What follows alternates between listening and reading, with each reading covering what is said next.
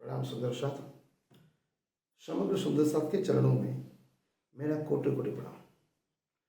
कल की हमारे शुरुआत में आज निजानंद संप्रदाय श्री कृष्ण प्रणामी धर्म में नरवीर हिंद केसरी श्री महाराज छत्रसाल जी महाराज, जिनको हम शेषनाग का अवतार कहते हैं, पूर्ण ब्रह्म श्री राज जी महाराज अक्षरातीत श्री कृष्ण प्रिया प्रियतम के पट शिष्य, उनके नाद पुत्र, जो हमारे वितक में वाणी से स्वरूप साहब में कहा गया है, उनके विषय में कुछ अलभ्य जानकारी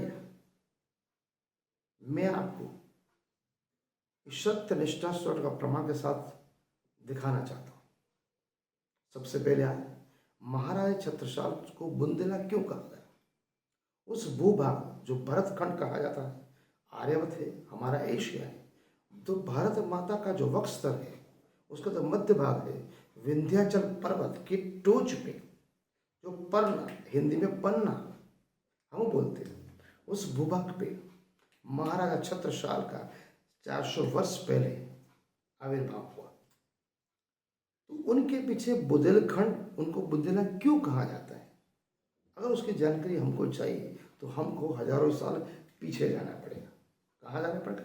इस ब्रह्मांड के जिस समय उत्पत्ति हुई, उस समय पे महाराज मनु और देवी शत्रुपा से संसार में सृष्टि की अभिवृद्धि, जिसमें सूर्यवंश का योगदान सबसे ज्यादा महत्वपूर्ण है। सूर्यवंश क्षत्रिय, वैसे बुंदेल वंश क्षत्रिय उनसे उदित हुआ। अब हमें जानने की जरूरत पड़ेगी कि बुंदेल वंश कैसे बना।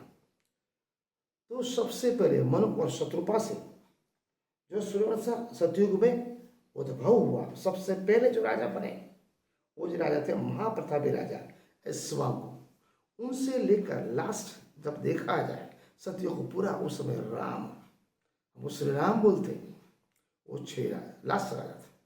टोटल कुल मिला के 65 राजा हुए सतयुग में। श्री राम और सीता जी के 2 पुत्र हुए, लव और कुश। लव और कुश से वंश की वृद्धि चलती चलती गई। कालक्रम में कुश वंशीय क्षत्रियों ने आगे चलकर अनेक वंश प्रसिद्ध हुए, जिनमें गहीर वंशीय ने अपना एक महत्वपूर्ण स्थान रहा।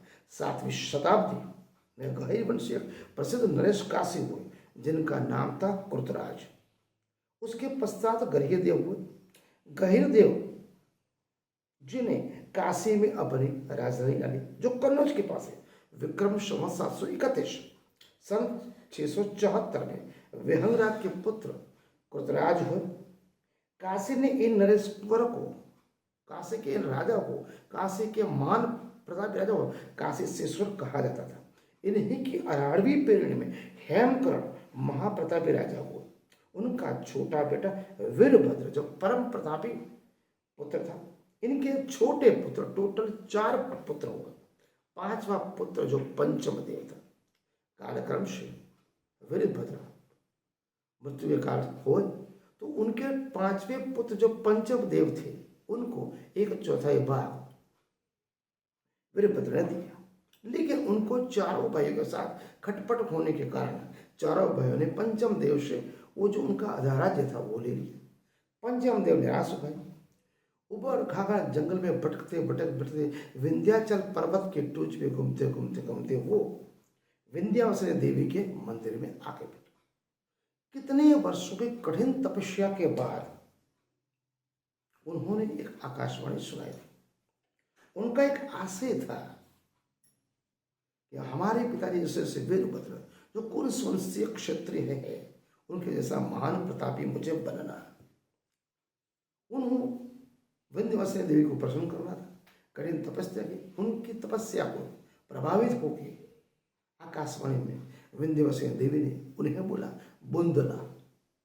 बुंदला का मतलब होता है अपने शरीर से खून की बूंद को देना। पंचम देव राजा बहुत से निराश हो गए थे। जैसे तलवार निकाली, गर्दन घुमाई, उनके थोड़े से छींटे माता जी विंध्यवासिनी देवी के चरणों में पड़े। जैसे माता हाथ पकड़े तो गर्दन कट होने वाली थी। माता जी ने बोला वत्स तेरी मनोकामना पूर्ण हुई, तेरा पुत्र महाप्रतापी बनेगा, भविष्य में पृथ्वी का तारणहार बनेगा, शेषनाग का अवतार बनेगा, धर्म रक्षक बनेगा। 28वें कलयुग में यानी पूर्ण ब्रह्म परमात्मा के ब्रह्म सृष्टिया इस जगत में उतरेगी, उस समय पे कल की अवतार तुम्हारे इस वंश के पुत्र को साथ में रखेंगे और समग्र भरत खंड पे हिंदू राष्ट्र की स्थापना करें।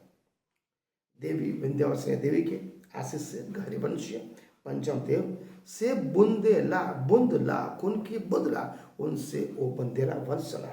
कालांतर में वो पंचम वंशधर जितने ही राजा हुए वो बंदेला कहलाए। उस बंदेला के समग्र 75 किलोमीटर के भाग को बुंदेलखंड कहा जाता है।